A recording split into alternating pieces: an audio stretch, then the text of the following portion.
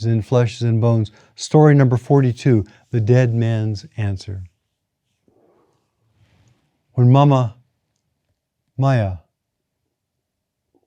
who later became a well-known preacher, went to a teacher for personal guidance, the teacher was asked to explain the sound of one hand. Famous koan, Hakuin in the 1600s in Japan said, "This is the sound of two hands. What's the sound of one hand?" So Mamaya concentrated on that sound of one hand. And he would come into Sanzen, come into Doksan.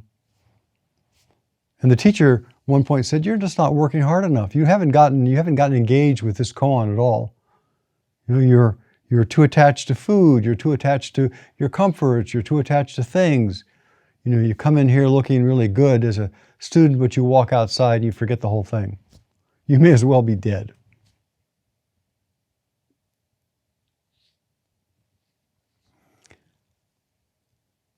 So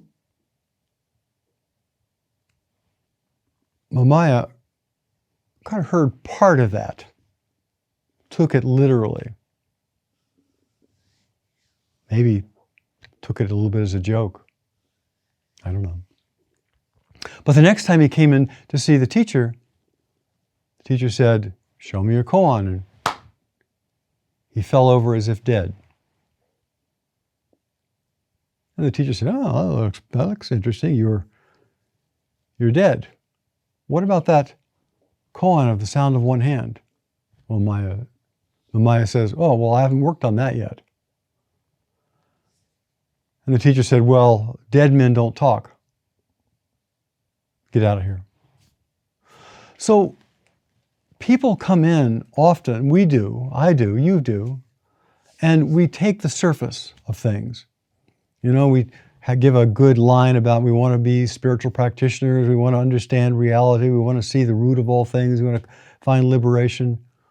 But to actually carry it through takes real hard work. And sometimes people will go through the motions. They'll show up, they'll talk to a teacher, they'll do the right thing on the outside, but their heart really isn't in it. And they'll try to take, we all do this, we all try to take what seems kind of the shortcut, the easy way. Well, the teacher says to him one time, "You may as well be dead." So he comes in and he says, "Well, I'm dead now." And he throws himself down, tries to embody that. Well, that is a legitimate answer to some koans, to actually be dead. And to do that, you have to understand what is it that's alive, and it has to be an embodied truth. But the teacher says, "What about this sound of one hand thing?" And immediately he jumps up and says, "Well, I don't understand that."